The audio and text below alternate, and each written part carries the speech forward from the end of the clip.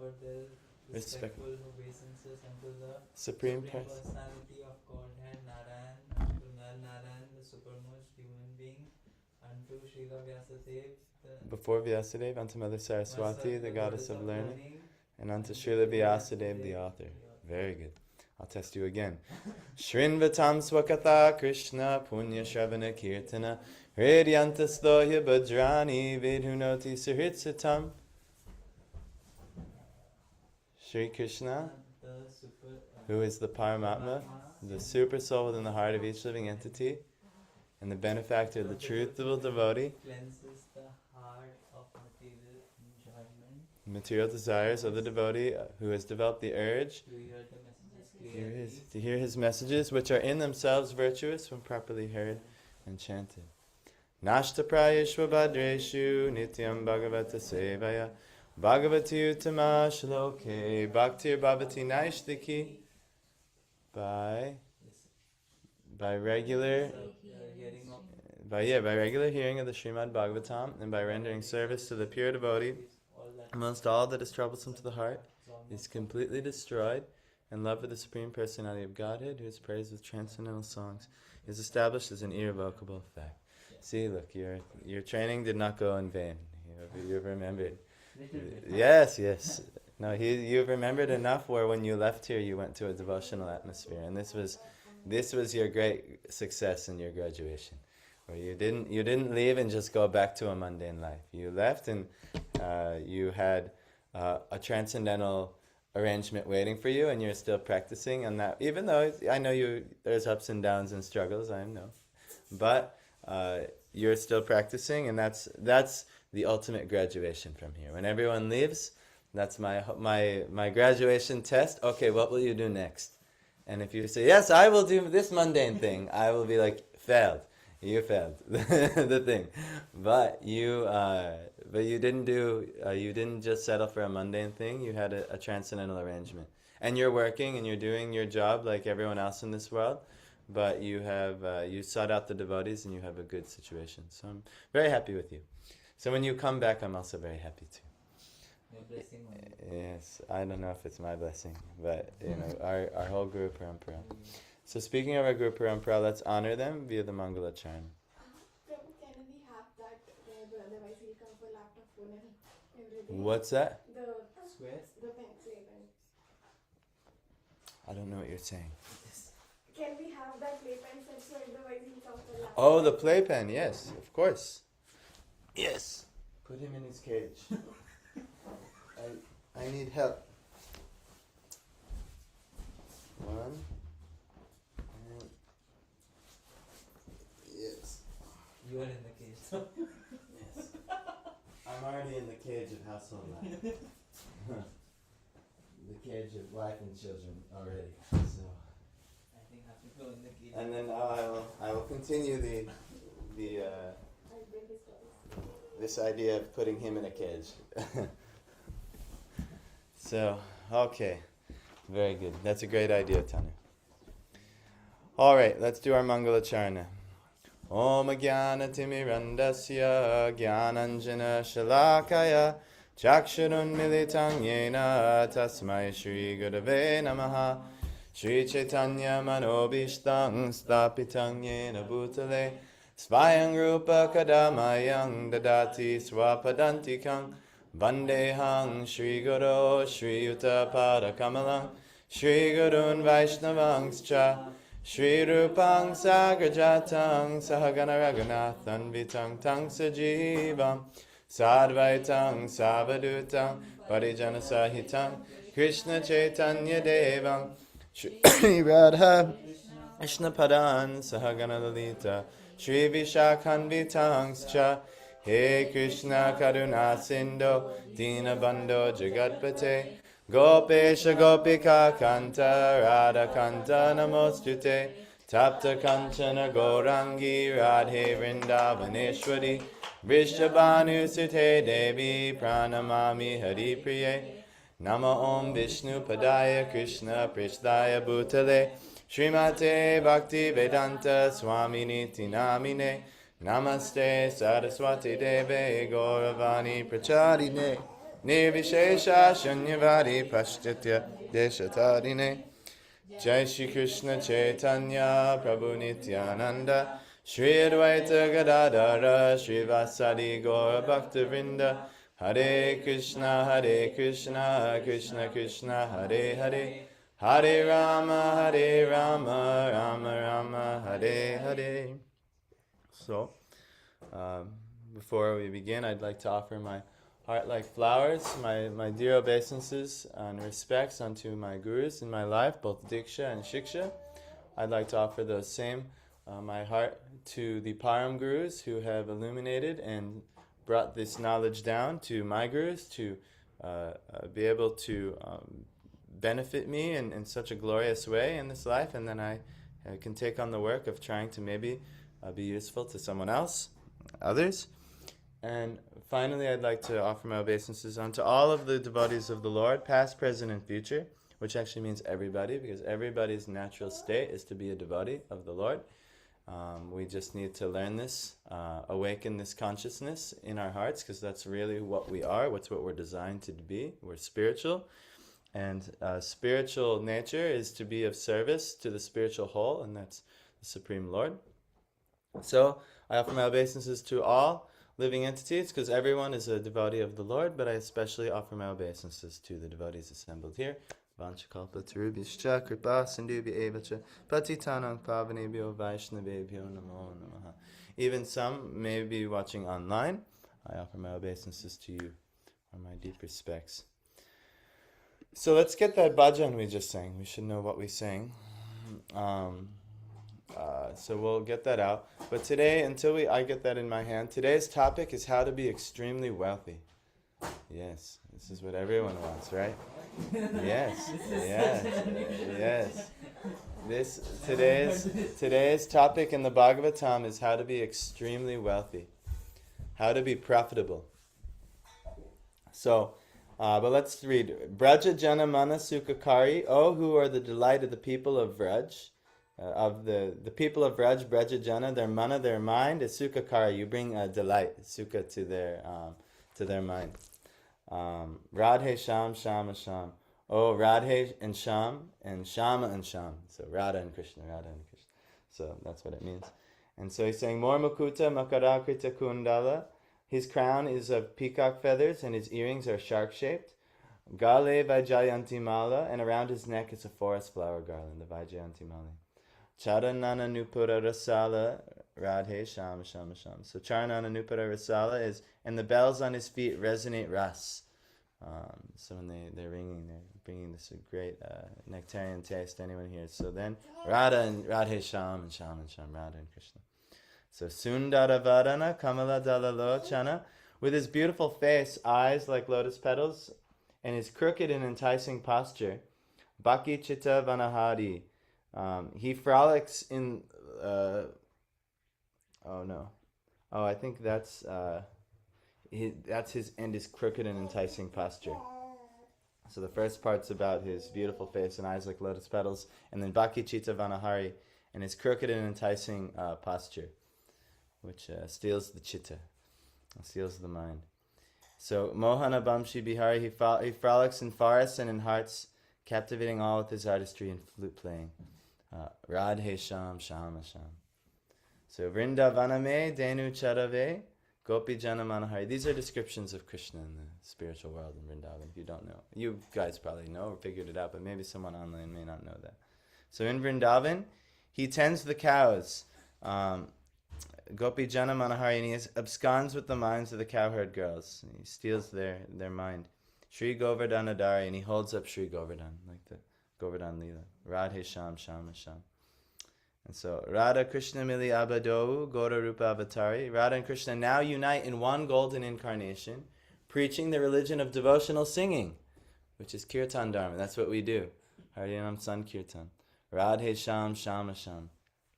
So he's appeared as Lord Chaitanya. They've united and they are teaching us what to do in this world. Tumbina mere aur nakoi nama rupa avatari. Without you, I have no other. You incarnate in the divine name and in the divine form. So you have your divine form will be revealed. It could be revealed through the deity, but that main way that the Lord is incarnating to us is the holy name. Every day when we're chanting, we don't realize it, but actually Lord Chaitanya describes the holy name as being Nija Sarva Shaktis. Having every single energy of the Lord is present within His name. But we just throw it around like and mumble it like, you know, we're just like rabbling the holy name. But it's not really the holy name because it's just our perversion of the holy name. But the holy name itself, if it does come to us, it's like the most glorious thing. But if we make an endeavor and try to really purify our offensive tendencies towards the holy name, something wonderful will happen. So He incarnates here in this divine name and in divine form. And at your feet, rapture is found. So, Charananame Balihari and Narayana Balihari. This Narayan delights there. Radhe Sham Sham Sham. So being at the feet of Radha and Krishna, all wonderful things are there. Being at the feet of their holy names via the Maha Mantra and all type of devotional singing we do to them. They are found there. So just keep going. And I'm going to tell you how to become rich today. So you're interested? Tanu, are you interested? Do you want to be rich? Yes. Divyanshi, this is for you. Where the subject matter is how to become rich. I don't want to be rich. You don't want to be rich? Well, you're going to be rich because you're going to learn this today. I'm going to turn you all into greedy capitalists. That's my... It's not enough to survive. Yes, don't worry about that. That's easy. You're already surviving. But you'll become, I'm going to turn you all into greedy capitalists. And anyone listening, you also may have learn the secret on how to be, the most wealthy of persons. Yeah. You can offer some fruits, yes. So let's read the Bhagavatam and see how Shukadev Goswami became really wealthy. And then you'll understand what I'm saying. Parinishthitopi. What is this here? Parinishthitopi nirgunya. Uttama shloka lilaya. Grahita cheta rajarshe.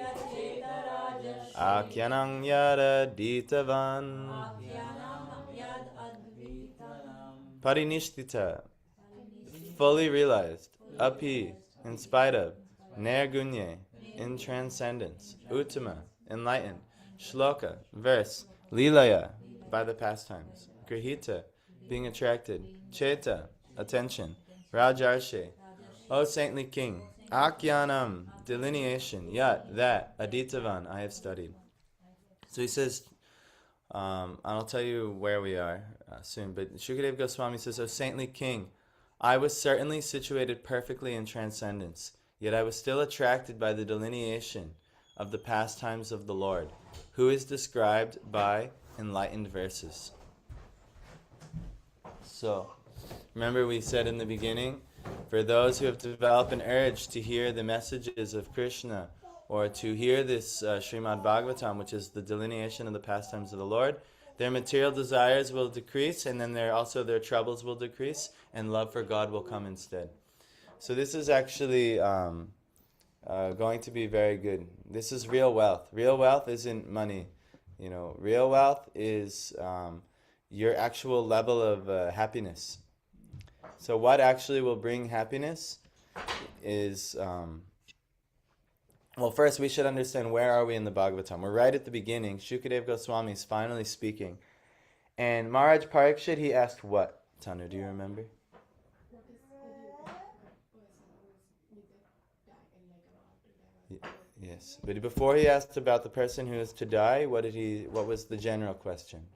What is the duty of All persons at all the time. all the time? What should it In all times, all places, and all circumstances. What's the duty? You know the answer, Tulsi? You don't know the answer.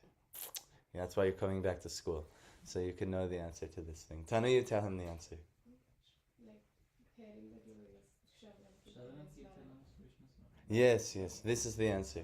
hear of the Lord, recite the Lord's glories, calling His names, or even reciting His instructions, all of these things, His pastimes, and remembering the Lord. If you do those two, Shravanam and Kirtanam enough, you'll actually attain Krishna consciousness, which is you're actually remembering the Lord. This is the ultimate goal. And this is the perfection of one who's about to die. So Shukadev Goswami, he's saying this, that he's saying, by no matter what you're doing, whether you're just trying to understand matter and spirit by your practice of mystic powers, or perfect discharge of karma and becoming someone who does their duty perfectly in this world, the ultimate perfection is whether you remember the personality of Godhead at the end of life. Because he's answering, well, what's the duty, especially of one who's about to die? And your life is perfect if you can remember God at that time, if you can remember Krishna at that time. So this verse, you will say, what's this have to do with being wealthy? I came here because I wanted to be wealthy. Yes. So we'll tell you what this has to do with being wealthy. Noticed he was saying, I was certainly situated perfectly in transcendence, yet I was still attracted by the delineation of the pastimes of the Lord. So meaning, he actually had achieved everything. He was in this state of bliss, like moksha. He was completely liberated from any suffering in the world. It's like one who's found complete peace in the world. And I don't need anything. Imagine reaching such a point, like nirvana, this bliss. I don't need anything. I'm perfectly situated. Can you imagine being in such a state? So even if you're perfectly situated, he says, yet I was still attracted by the delineation of the pastimes of the Lord, who is described by enlightened verses. Meaning that if you can imagine in this world, well, let's just read Prabhupada's purport and then I'll explain something. The absolute truth is realized as the impersonal Brahman at the first instance by philosophical speculation, and later as the supersoul by further progress of transcendental knowledge. But if by the grace of the Lord an impersonalist is enlightened by the superior statements of Srimad Bhagavatam, he is also converted into a transcendental devotee of the personality of Godhead. With a poor fund of knowledge, we cannot adjust to the idea of the personality of the Absolute Truth, and the personal activities of the Lord are deplored by the less intelligent impersonalists. So they're condemned. But reasons and arguments together with the transcendental process of approaching the Absolute Truth help even the staunch impersonalist to become attracted by the personal activities of the Lord. A person like Shukadev Goswami cannot be attracted by any mundane activity. But when such a devotee is convinced by a superior method, he is certainly attracted by the transcendental activities of the Lord. The Lord is transcendental, as are his activities. He is neither inactive nor impersonal. So if you can imagine, when you're in this material world suffering, like we all are, it's like getting into debt. And you're just going further and further. You're trying to enjoy the material world. You're like you're swiping the credit card. Come on, I want to enjoy, but you have to pay back the karma in order to enjoy. And then you're getting further and further entangled in debt. And it's more and more chaos your life is. By the more and more you try to enjoy this material world, the more and more entangled by all the systems of this material world. And it's chaos. It's becoming very large in debt. But a transcendentalist who says, you know what, I'm not going to engage in these debt activities. I'm going to be completely self-satisfied as is. Everything is perfect as is. I don't need this, that, and the other thing. I don't need to get in debt. He is one who is debt-free. He's paid all his debts and he stops acting in this way. He stops engaging in karma. So Shukadev Goswami was that person.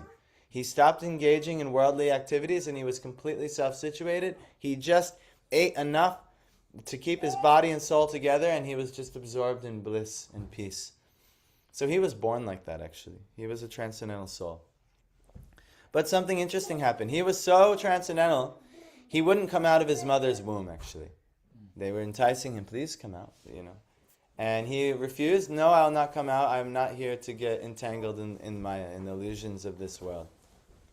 So they assured him that you're transcendental. The Lord assured him, you're transcendental. You don't need to engage in Maya, so just come out and then live as a transcendentalist.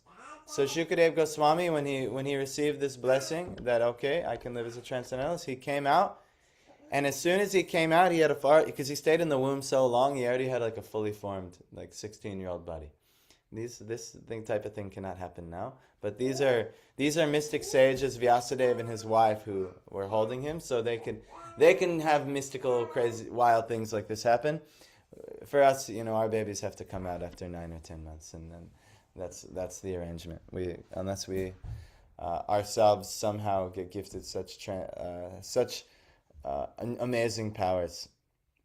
But anyway, this is the way it goes. That Shukadev Goswami, he came out, but because he was not trying to be afflicted with family and material life at all. What did he do as soon as he came out? You remember? You remember? What did he do when he came out? He wanted to run away. He ran away immediately. Yeah. He didn't even say hi to his father and mother, anything. He just immediately, he came out, maybe some cord was cut, whatever was done, and then he just took off without saying a word. And so, Vyasadeva was like, no! And why was Vyasadeva upset? What did he want for Shukadev Goswami? Because he was worried, he wanted to protect his son. No. Vyasadeva, that's for us. We get worried about our children and all these things. But he is transcendental. What did he want to give him? He wanted to give him the Bhagavatam. He wanted to make him a very wealthy man, actually. He make him a real wealthy man. But Shukadev Goswami, he didn't think his father had such wealth. So he left. So, and when he was in the forest, so then Vyasadeva is calling after him, lamenting. But Shukadev's so transcendental, he just keeps going, he's not worried about it. So then, what happened? Who knows what happened next? He met with Maharaj Parikshit. That's later. No. Yes, he didn't. Who's here?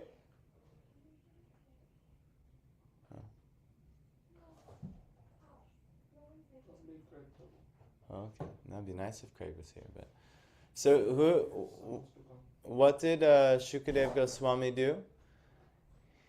He just sat there and he hid. He didn't want to be involved in family life. So what was Vyasadev's plan? How was he going to help him? He had some disciples who were hunters in the forest. And he said, recite this verse. So what did he do?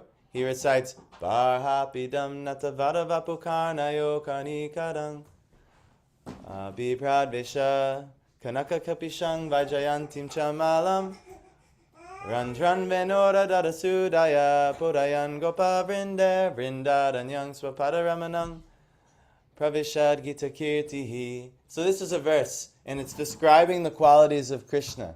Barhapidam, he has a peacock feather on his crown. Natavara, he's like a great, dancer. He's like an excellent dancer. Vapu, his body, every part of his body is like an excellent dancer.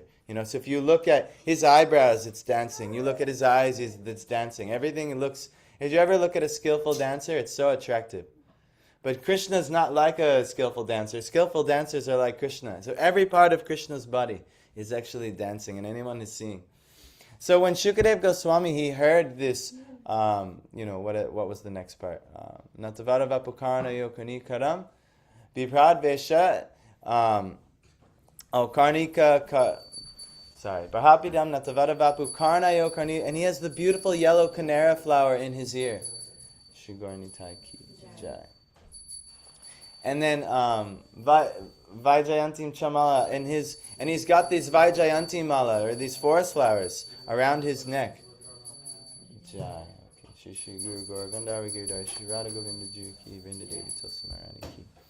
So he's got this beautiful arrangement, and Shukadev Goswami is hearing all this.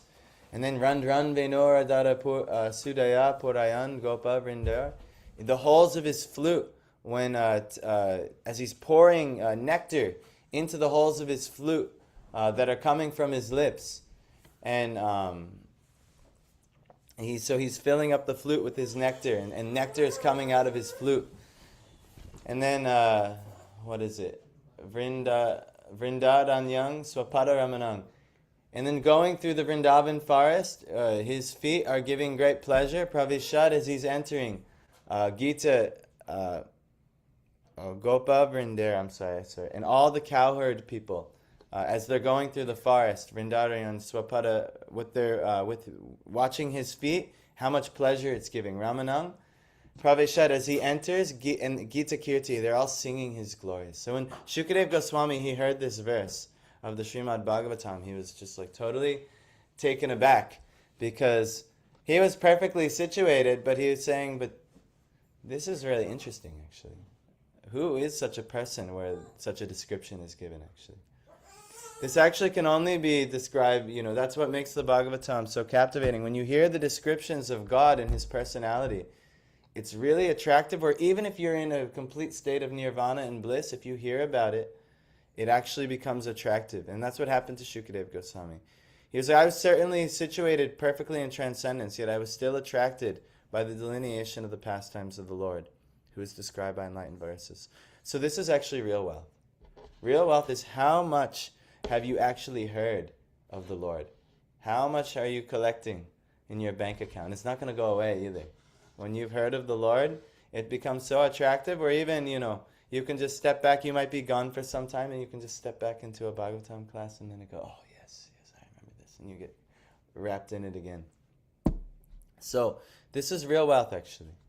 Not what type of job you have, not this type of arrangement, or that. These are all temporary things. These, yes. So what if like someone just hears life after life, but he's just doing Shravanam, nothing else? Would he be delivered? Parikshit Maharaj. Yeah.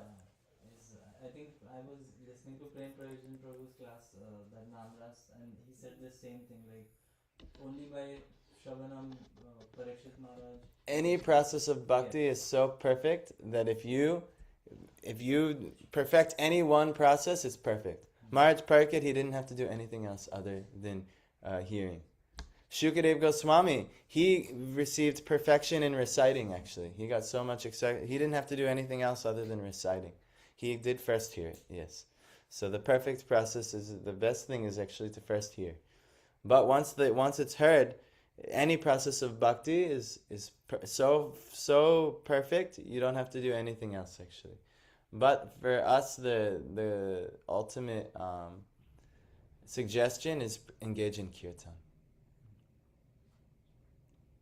But they'll all come, actually. Like, for instance, Jiva Goswami gives elaborate descriptions on how to attain each stage of bhakti. Shravanam, and he goes, this is what you do for this, that. Kirtanam, this is what you do for that. But when it comes to Shravanam, remembering, he says, just practice all the other processes of bhakti, and then you'll remember. Because that's the perfection. Your real wealth is whether you can actually be Krishna conscious. And Krishna conscious has two rules. And it's really one rule. Remembrance. Yes. So, Sarva Dharman Pradityaja Mamekam Sharanam Vraja. Abandon all other dharmas and just surrender unto me. Become conscious of here. It's really Manmana Bhava Mad Bhakto. Put your mind in me. That's perfection. That's why he's saying, if the perfection of a person who is about to die is what? Actually, the perfection for anyone in any stage of life is what? What's that? Just to surrender to the Lord. Not even to surrender, just to be able to remember Him. At death, that's perfection. That was the verse before, remember? We said, on verse 7, or was it 6? Yes, the highest perfection of human life achieved by either complete knowledge of matter and spirit, Sankhya, practice of mystic powers, yoga, or perfect discharge of occupational duty, or karma, is, or swadharma, is to remember the personality of God at the end of life. If you can do that, you've reached perfection. But how do you remember? Jiva Goswami is saying you practice the limbs of bhakti. So by doing Shravanam and Kirtanam, you'll remember. But actually, any process of bhakti is perfection, and you can remember. So this is what will really make one wealthy, is whether you can collect knowledge of the Lord, connect and hear, and yourself start to recite this, and then naturally you'll remember. And anything that happens, even the trials and tribulations of death, which is not easy, when your body is failing and everything you've ever relied on in your life is failing you at death, which is what death is. But because of your training, you'll remember the Lord if you've actually seriously engaged in training, which is what we're doing now. We're becoming very wealthy, but once you've attained it, you'll never lose it actually. It will come very quickly again. That's why devotees, they may leave for 2, 3, 10 years, but then they just hop back into a class and the next thing they're like, oh yes, I love this. And then they're right back in. That happened to me. I was living at the temple, but I was living an improper lifestyle. I was going to the temple and liking and studying, but on the side I had some business that I had no business being in. So I had some, thing I had to clean up in my life. So anyhow, what ended up happening is Krishna gifted me being arrested.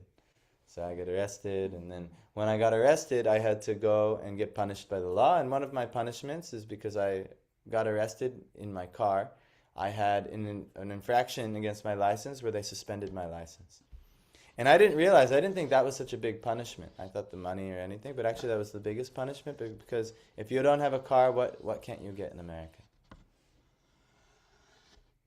You can't get places. And where couldn't I go that was really helping me? I couldn't go to the temple.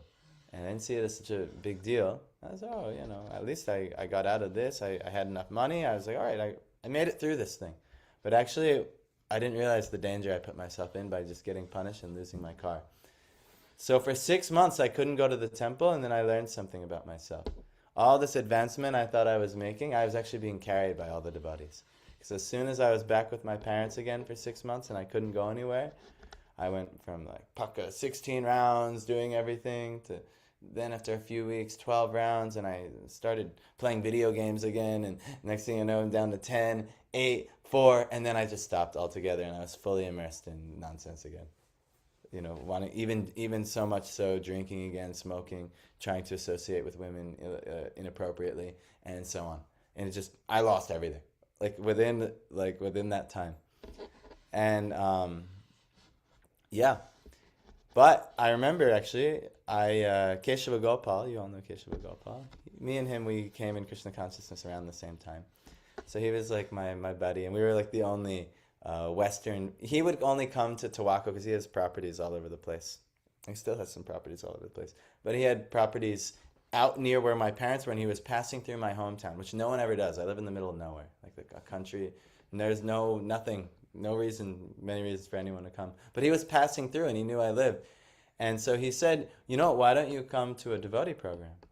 And I said, I was a little embarrassed because I don't do any of this anymore. I kind of, so I was trying to give excuses. He's like, no, just come on, And I was like, all right, I'll go, I'll put on the front like I'm doing good in my devotional life. But I wasn't. I stopped chanting, and all I was doing was reading maybe Bhagavatam once a day, 1 page or something. I lost everything except that. And so he took me to the devotee program. Do you know where he took me? No. He took me to my Guru Maharaj's home. You'll meet him tomorrow if you haven't met him, or it's Saturday. He took me to my Guru Maharaj's home. And just seeing the devotees there, so happy and so engaged in Krishna consciousness and kirtan and delicious prasad, and they're so happy, and I was so miserable, and I was just like, what the hell have I been doing? And he wasn't your Guru Maharaj. No, I didn't even know him. I didn't even talk to him. I just went there and just got purified by his environment. His home and his holy home and the holy Sangha. He had Bhakti Vriksha, a little group of devotees that would come. So my Keshava Gopal brought me to my Guru Maharaj's house. And from that day forward, maybe there was one other day in my Krishna, I never missed chanting 16 rounds again. But I went from 0, but then as soon as I just got in the association again, everything got reawakened in my consciousness, and it was just like, what are you doing, you fool? Get back to it. What are you doing? So then next thing I know, I went back on the right track. So this is the power of sadhu sangha. This is the power of the processes of bhakti. All I had to do was just get engaged in hearing, chanting, and everything. And I was just like, what am I doing? How did this even happen? Because you don't realize when you're getting sucked into Maya, you don't realize it creeps in, and you slack off on one thing, and then you slack off on another thing, and then next thing you know, you're just completely sucked in to a lifestyle that how the hell did I get here? It's so quick. It's not, you can't even imagine. So it will happen to you. It will likely happen. Unless you get fully trained, it's going to happen.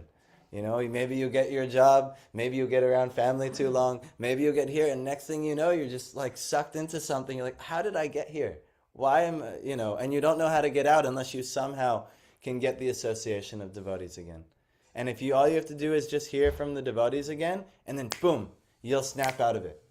You'll snap out of it very quickly. That's why it's so important to hear.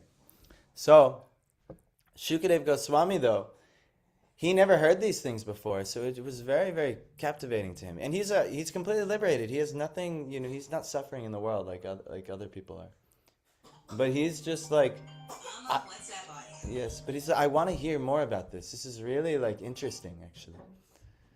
So he sat and he heard, and then he said,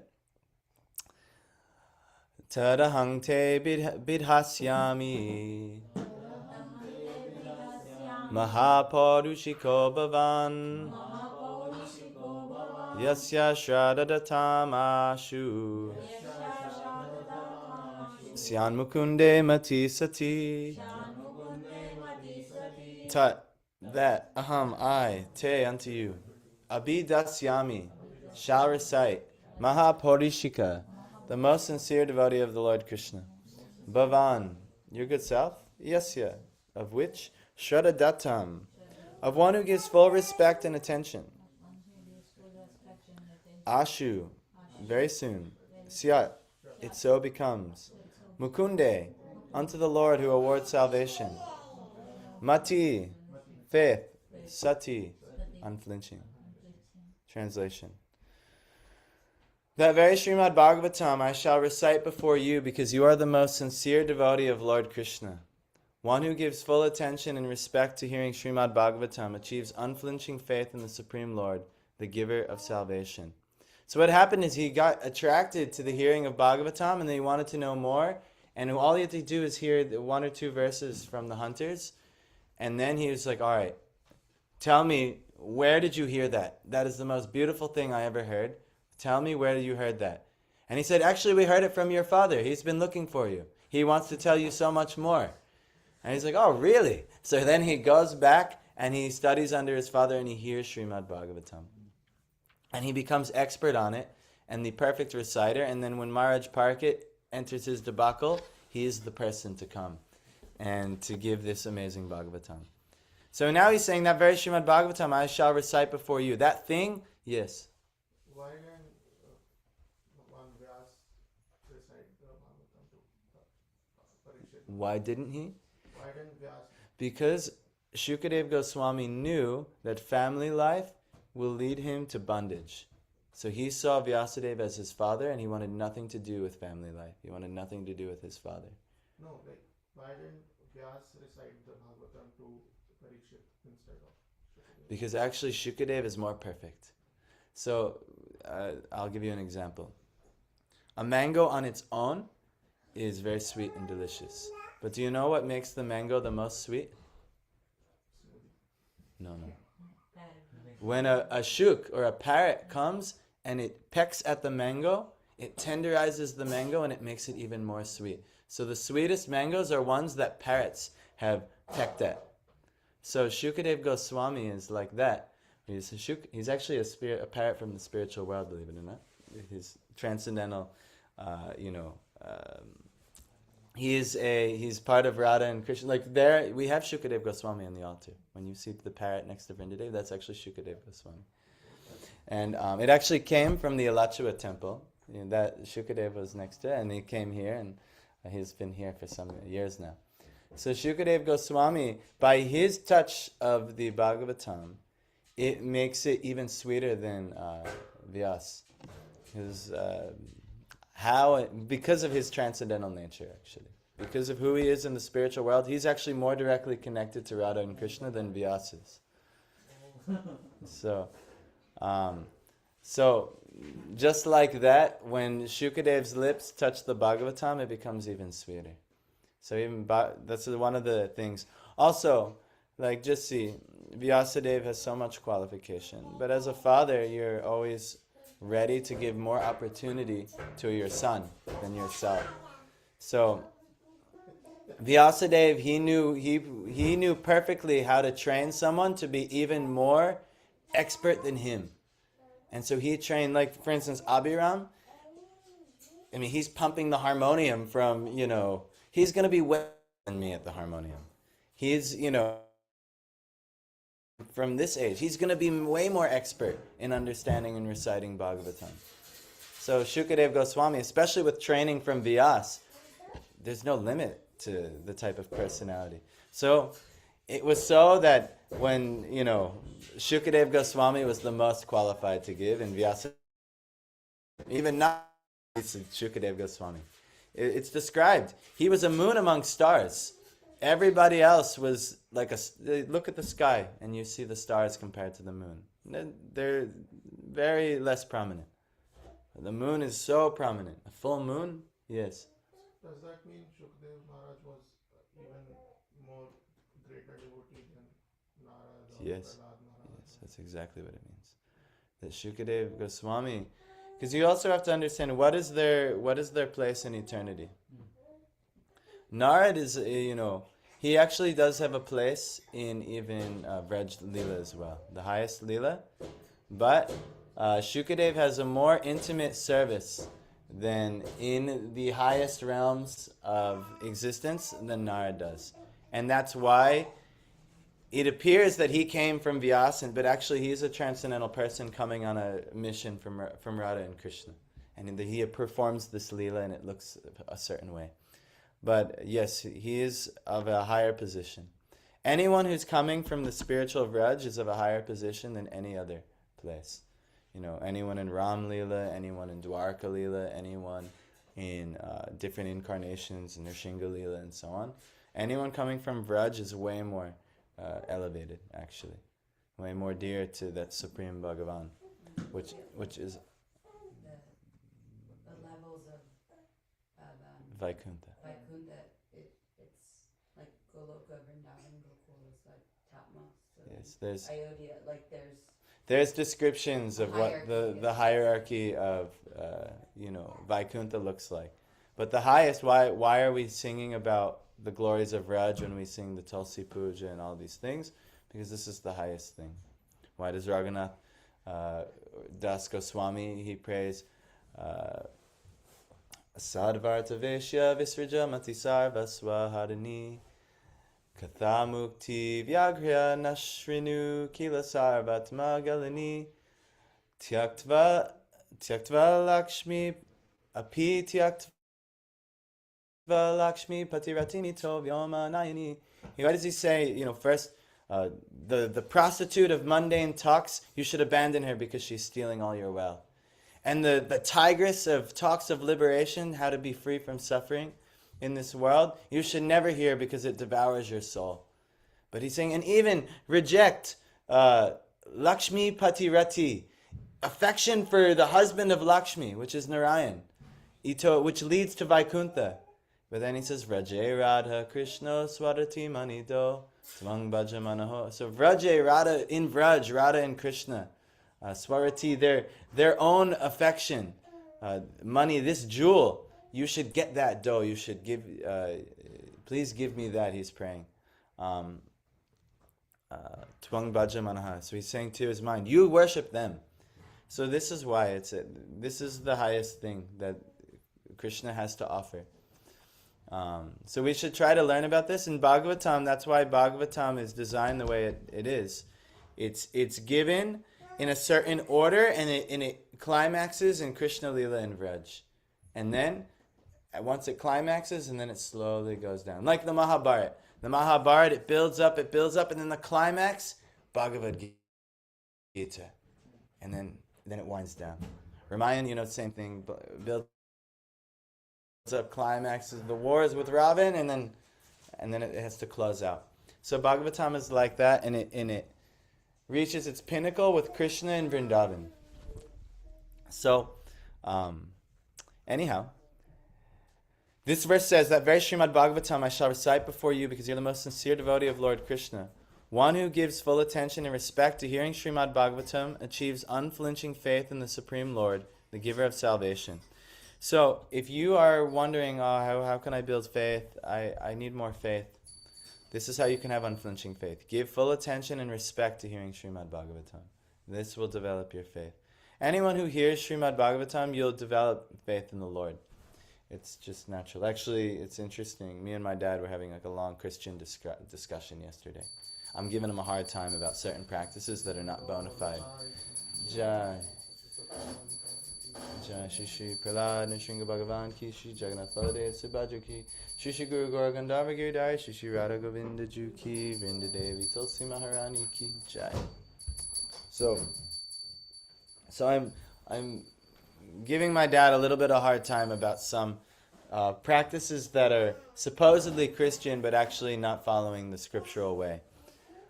But it's interesting, I don't study the Bible at all. Every day I'm studying Srimad Bhagavatam. But not every day, but many days we study Srimad Bhagavatam. But by just studying Srimad Bhagavatam, my faith in the Lord can become so strong that, or stronger, that I'm able to have discussions with those of other religions, and we can find a common, common ground on many ways. So like this, this is how you'll develop faith in the Lord. Just hear Bhagavatam, hear Bhagavatam, hear Bhagavatam. That's why Shukadeva Goswami, he's going to present the Bhagavatam. This is the solution. This is real wealth. If you've heard Bhagavatam, you're wealthy. If you've not yet heard Bhagavatam, then come on and get wealthy. This is your real wealth. So anyhow, purport. Srimad Bhagavatam is recognized Vedic wisdom, and the system of receiving Vedic knowledge is called Avaroha Pantha, or the process of receiving transcendental knowledge through bona fide disciplic succession. As opposed to Aroha Pantha, which is everyone else, this is where we're trying ourselves to self-elevate. But Bhagavatam is coming from transcendental personalities to us, where we don't have to do anything. We don't have to have any qualification. We just have to be not dumb enough to not pay attention. That's the only thing. All we have to do is just pay attention. And then something wonderful will happen. So, it's through bona fide disciplic succession. For advancement of material knowledge, there is a need for personal ability and researching aptitude. But in the case of spiritual knowledge, all progress depends more or less on the mercy of the spiritual master. So, when you're trying to fulfill material goals in this world, you need to have you have to train and get ability, and then you have to have the aptitude or understanding on how to research and go deeper in that and refine. So you need all kinds of qualifications in the material world. But in the spiritual world, you don't need any of those qualifications. You just need to get the mercy of a great transcendental personality and just stop. Just stop doing what you're doing and just sit down for a minute or more minutes and just keep. And the more who you sit down and get mercy, it's like, in the material world, Krishna says in Bhagavad Gita, what's the use of, a small well when you can draw, this transcendental knowledge is like a great reservoir of water. I'm forgetting the exact verse. But you've heard this in Bhagavad Gita, 2nd chapter. It's I'll have to get the exact verse.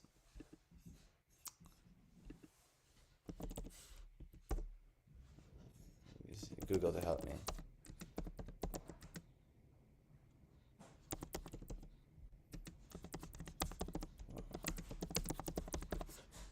Let's see this. 246. Whatever purpose is served by a small well of water is naturally served in all respects by a large lake. That's one translation. All purposes served by a small well can at once be served by a great reservoir of water. Similarly, all the purposes of the Vedas, he says, can be served to one who knows the purpose behind them. So Krishna is giving this in Bhagavad Gita. So why are we saying this? That because if we try to extract certain pleasures, even things in the Vedas, I got to do my dharma. I heard from Lord Ram. Service to the father and mother is the topmost thing. You might hear that somewhere, right? It's dharma. It's true.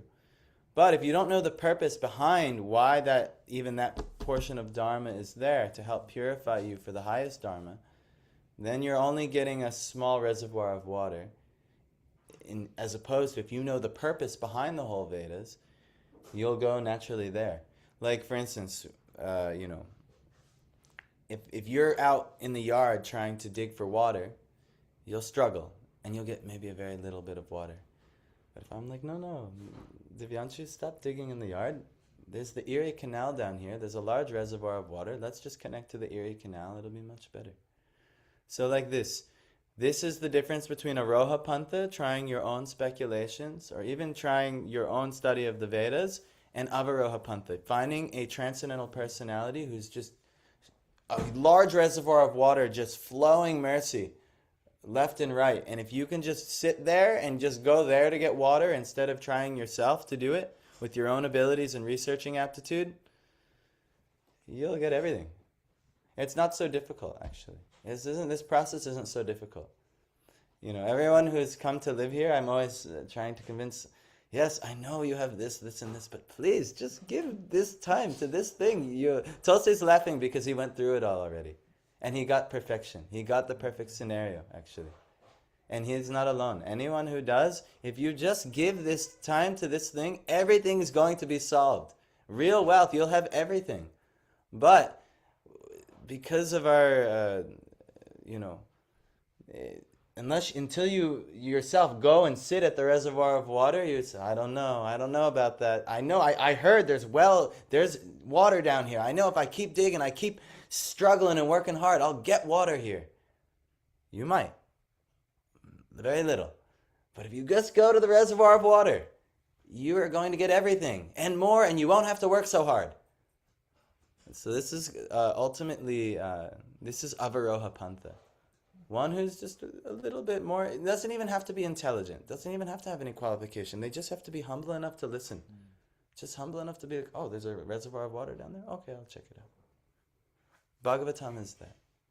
Your spiritual duties and seva, actually, believe it or not, are the topmost thing. Yes, I get it. I'm also a person working in the world. I have to cover bills. I have to cover this. I learned this last year. I had so many bills I needed to cover. I had to arrange. Abhiram's growing. I have to do my fatherly duty. We had this other property. I have to do my fatherly duty and arrange this. So I know I'll get into investing and I'll do this, that, and the other thing. I lost everything. It was a horrible year financially for me. And to make matters worse, the investments I was already in, they skyrocketed right after I tried to do other things and tried to go and work for things. And I just ruined my whole financial situation this year. It was terrible from a material perspective. But I learned something. I was doing that very thing I said I shouldn't do. Here I am, I have connection to Guru. I have connection to Bhakti. I have connection. It gives everything. I have the connection to the large reservoir of water, but here I am trying to work and do things in the material realm to get a little bit of extra money to do the purposes that I wanted to do, not trusting that they would be given. And not only that, I made my life so much worse. If I would have just stayed the course of what I was doing, I would have had so much more at my disposal. I could have did everything I wanted. But Krishna had to teach me a hard lesson this year. Yes. But wasn't it one of your duties what you were doing? Yes. So Krishna tells in this very beginning of the Bhagavad Gita that you need to fulfill all your Yes. duties. But you were doing the same. Yes. Why did he punish me? Because that verse I just read. What can be served by a small swell of water can be served by a large reservoir of water. And what can be served by following certain parts of the Vedas, which are dharmas in the Vedas, serving my family, it's dharmic in the Vedas, can be served by one who knows the purpose behind all of this dharma, which is ultimately to connect to the Supreme Lord. And I actually had higher duties. I didn't do my proper duty, which is why Krishna punished me. I should have just kept focusing what I was already doing, expanding the Krishna consciousness in my life, in my family's life, and everyone's life around me. That's the highest duty. I was situated to do that, but because I got caught up on a lower duty, because now I have a child, and now my wife wants this and this, these are lower duties, actually. My relatives want this. My family needs this. No. What is the duty for all persons in all times in all places?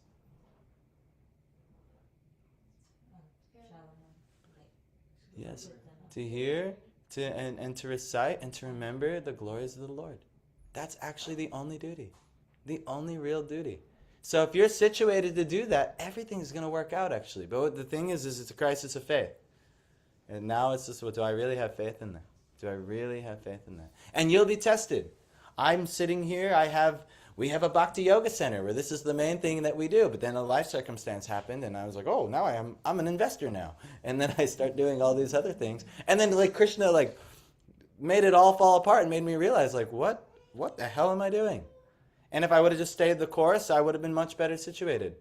But it taught me something. Stop this. Get more broke. Go to India and do this. Hearing.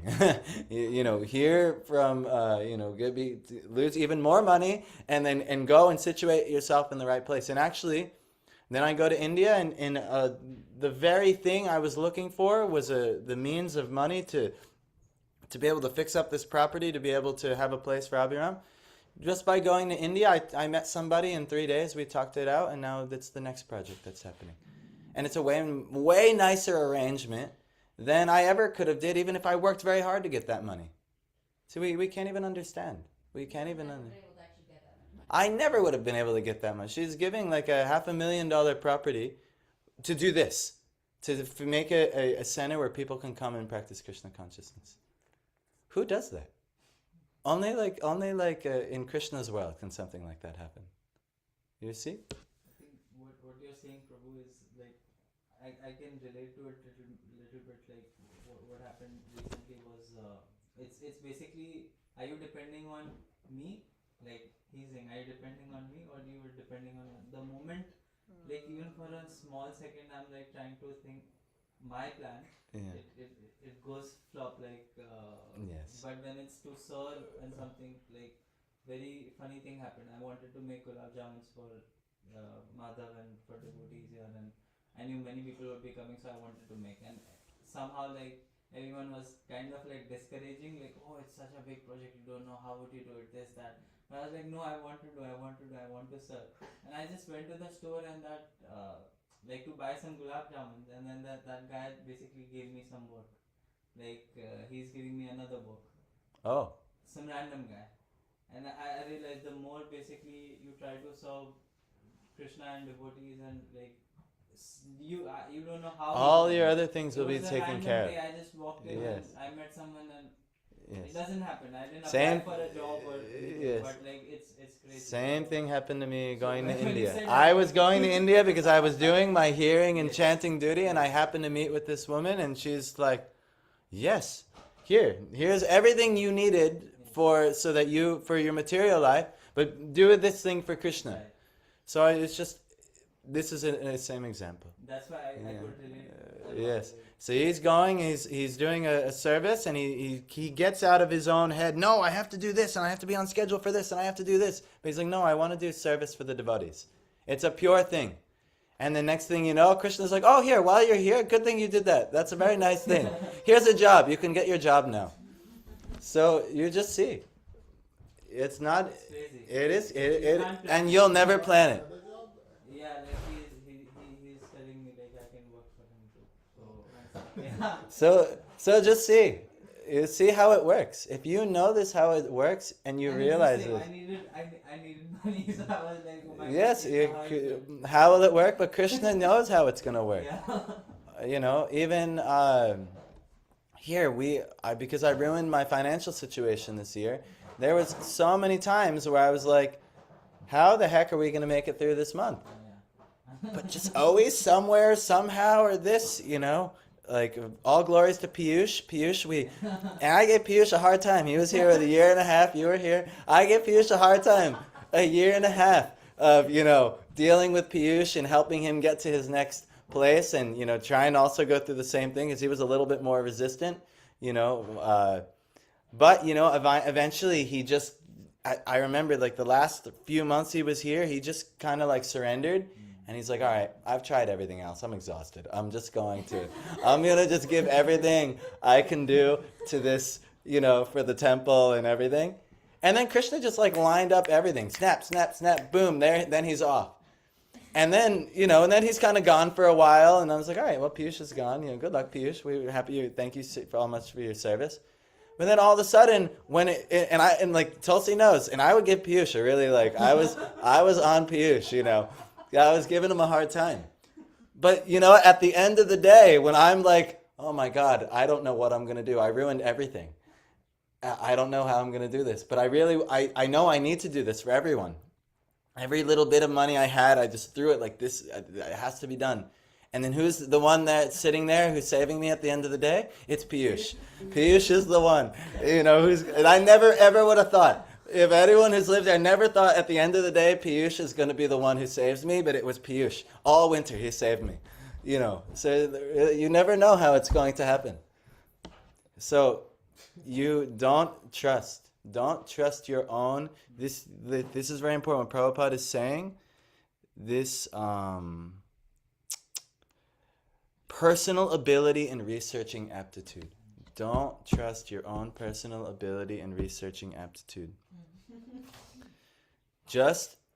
We're here in the Avaroha Pantha, the process of receiving transcendental knowledge. And if you do this, I promise you, Tulsi just experienced now. And this isn't going to be the first time. Now you're going to keep experiencing. Krishna will give you a taste of it and you say, oh, wow. I think it's simple. Just depend on Krishna. Yes, it is simple. But we're not simple. Yeah. It's simple for the simple, but we're not simple. If for somebody who's simple and just hears that and says, yes, I'll try that. It's very simple. Okay, I'll just do my seva in whatever seva is given by Guru in life. I'll do my seva and everything will reach perfection. And guess what? It'll happen. But we're not simple. We trust because we've been trained in instead of the Avaroha Pantha, we're trained in the Aroha Pantha, which means relying always on our own personal ability and researching aptitude. But this is like digging very hard for a small well of water. But you can just go to the great reservoir of water. Krishna will give everything. The Christians know this. He says, don't worry about your food. And does the Lord not feed all the animals and the birds and the trees, the bees and everything? Don't worry about your clothing, where you're going to get this or your money. Does the Lord not give, beautiful clothing to all the flowers in the fields, Jesus is saying? He says, seek ye first the kingdom of God, and all other things shall be added unto you. It's the same teaching here. Avaroha Pantha, just rely on the transcendental knowledge coming through the saints given by God. That's all you have to do. And engage yourself in that, and Krishna will arrange anything. Where you'll be in the middle of your seva for the wedding, and next thing you know, you'll get your next job opportunity. You can't plan it. Krishna can plan it. But do you have faith in Krishna? That's the thing. Or do you have faith in your own personal ability and researching aptitude? Most of us are the latter. Personal ability and researching aptitude. Preparing for the next job. I know everyone's in the interview and job process. Yes, it's very important and you should do it. I'm not saying you shouldn't. Just give it up. Just give it up. I'm not here offering Bhagavatam every day. But there are some things being offered here every day. Programs, Bhagavatam every day, and certain devotional activities we do. And I promise you, if you just do that, what is going on here in your local sphere, and you just do that, Krishna is going to take care of you. I guarantee. I've seen it. Look at Tulsi. Tulsi is telling you. I got the same instruction from Rishi and Sahil. Yes. Me and Piyush followed. It's like yes. This is the chain. Because Rishi and Sahil before, they also experienced the same thing. And I was grilling them. And then eventually it happens to everyone. You become materially exhausted and you've tried everything and you fail every step on your own strength. And then you just say, you know what? I'll do it. I'll try. And then Krishna just takes care every time. And it's not just you, me too. Me too. This year I was like, I got to take care of my family. I've got a son now. Blah, blah, blah. And then I just flopped on my face and I ruined everything. And I almost sabotaged the whole project. But then, again, surrender. All right. Well, I'm broke. I'm in debt. It's not really financially smart for me to go to India, but I'm exhausted. I don't even want to be here and try this anymore. I need to just hear and absorb myself. And just boom, do that, and then I meet the next opportunity, and it's like, oh yeah, all those problems, those things you were working for, here. Like that. So, oh wow, okay. It's that easy. But, you sometimes you got to get materially exhausted first, where you your own researching ability and aptitude has to fail over and over again before you finally just like, all right, I'm done. I'm finished. I'm finished with this idea. But it takes time. It's a humbling experience. Yes. But let's hear from Prabhupada and finish this. Oh my God, what a purport. I don't know if we will finish. Let's not finish this, and we'll continue. This is very important. I know we're doing one verse a day, but it's really important that we discuss these things, because if we don't get on this Avaroha Pantha, we're gonna work like donkeys in this world for a small little reservoir, a small little bit of water, digging out in the desert for water and getting a little bit of under the ground, when we just have to walk over here and just go to a large reservoir, and everything, you're cooking, you're cleaning, everything will be provided. It's perfect. You can't even know how and who it is. You might just be going to the store to get gulab jamuns, and then there's your next, that guy's just like, oh yeah. Did he? Why did you talk to him? What was the point of talking to him? I just went for gulab jamun, and then we were speaking, and then I saw like he had like this hiring thing. Something was put outside, and that he wanted, and then he connected me to the guy basically who had put the poster, and then I spoke to him. Then he said, "Come meet me on Monday." So I went and I met him, and then it just happened. And then he's like, "Now come from Thursday." So now I'm going to go back, and Thursday I need to. It's a new job or a New. Oh, so completely new now. Completely new, and I only removed his now hiring posters from that. He was like, "Okay, tear it off." Tear it off. I was like, "Uncle, there's one more poster outside." I was like, "Tear that off." I was like, "Okay." And then Krishna is quite amazing. So Tulsi, you are my case study. You're here. So I didn't hire Tulsi. I didn't have to say anything. There's no payment here. testimony. Yeah, no testimony. I didn't even know Tulsi was coming. It's just like, oh yeah, I'm here. So, and that's perfect. So this is good. And just like Rishi and Sahil had to tell you this when you were in the ashram stage and you were working to try to get this thing as well. So it's good that now you also tell others who are also in this state, like, what do I have to do? It's really the whole work is just surrendering. That's the whole work. Very difficult. Yeah, very difficult. The whole work is just surrendering, actually. Yes. Krishna has got it, actually. Don't worry. You don't have to worry. But, this whole... Krishna is going to keep...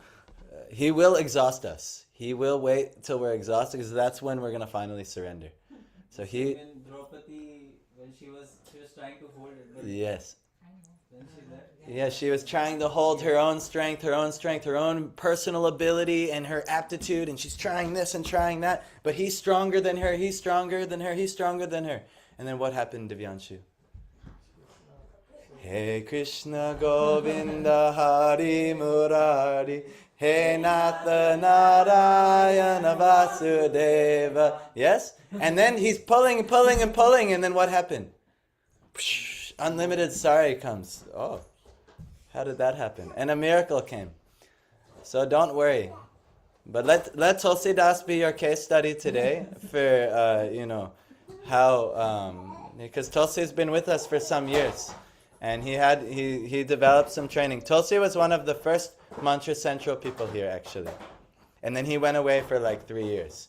And then he came back on his last year. He was coming on Lord, he was at 4:30. Yes, I would go and pick up Tulsi very early in the morning. When I first got here and I had a lot of enthusiasm, I've sobered up a little bit in that time. And then he disappeared for some time. And then, but he came in the last year, and then everything was perfect. It took him some time. Because the surrendering process isn't overnight, So Krishna, he'll have to test us over and over and over again. But then finally he got it, and then Krishna released. He said, okay, perfect. You're ready now. Here's your job. I know you need this thing. Don't worry. When you need it, you'll get it. Don't worry. It's not. But the real work of the devotee is surrendering, actually. The work of the devotee is surrendering. There's no other greater instruction. Krishna is saying, Sarva Dharman Prityaja. Abandon all these other dharmas And Mamekam Sharanam Vraja, and only surrender unto me. That's all he wants from you. And so he's already tricked you here. At this point, that's all he wants from you. And yes, it's going to challenge everything else you've ever known. It's going to challenge all of those other dharmas you've known. No, you do your work, you do all these things, you serve your relatives, and you do this. But he's going to put you in a situation. Dharma is very difficult. Look at Lord Ram's pastimes. He followed Dharma at every step. And it was just chaos. Everything he tried, it doesn't make it perfect, actually. Because there's a higher Dharma. So, that's why Krishna says in Bhagavad Gita, the purpose of a small well can be served at a great reservoir of water. And one who knows the purpose of the Vedas, the same for one who, well, let me get the exact verse, because this is very important. Free He said, you. Yes. So all the purposes of the Vedas can be served to one who knows the purpose behind them. And if you know the purpose behind the Vedas is to ultimately surrender unto Krishna and to get bhakti, then you'll know how to properly do all your other duties in life. So don't worry. But you have to know what is the main point. There's 2 rules to the whole Vedas. What are the 2 rules?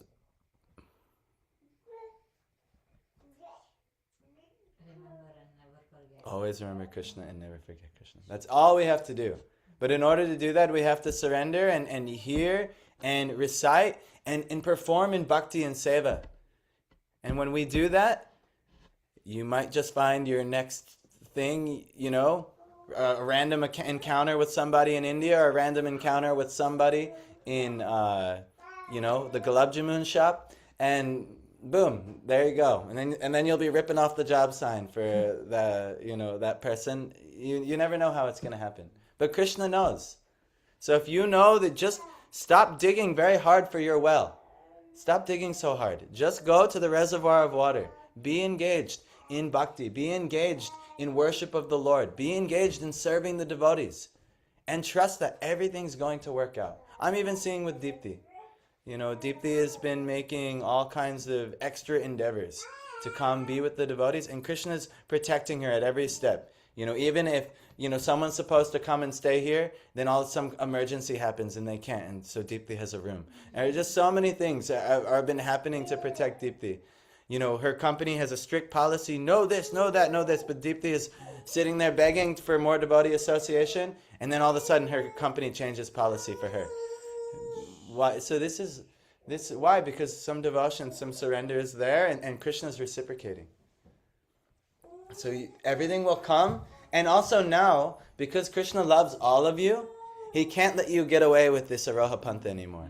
He won't let your own research aptitude and your own capabilities work anymore. You've relied on that in the past. So now, if you rely on that in the future, he'll sabotage you. Trust me, I know. he'll sabotage you. Why? Because he wants you to go to the big reservoir of water. He says, stop at this small well. This is so much effort. You come and put your effort in the big reservoir of water. You can do so much more with that. So, trust me. Don't just trust me. You can trust Tulsi. You can even trust Deepti. But you trust experienced devotees. It's time and time again, when you meet devotees, they will tell you this, and they'll experience this. Bhakti is pratyakshavāgamam dharmyam. It's directly experienced. It's the highest dharma as well. So it's the pavitram idam uttamam. It's the most pure and it's the highest. And pratyakshavāgamam. It's going to be directly experienced.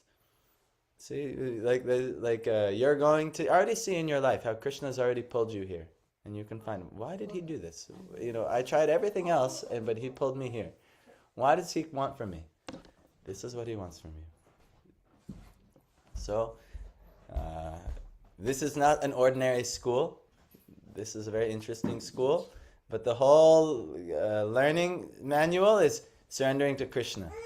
And it means learning to do what seems to be the exact opposite of everything you've ever been trained. Even in the realm of Dharma.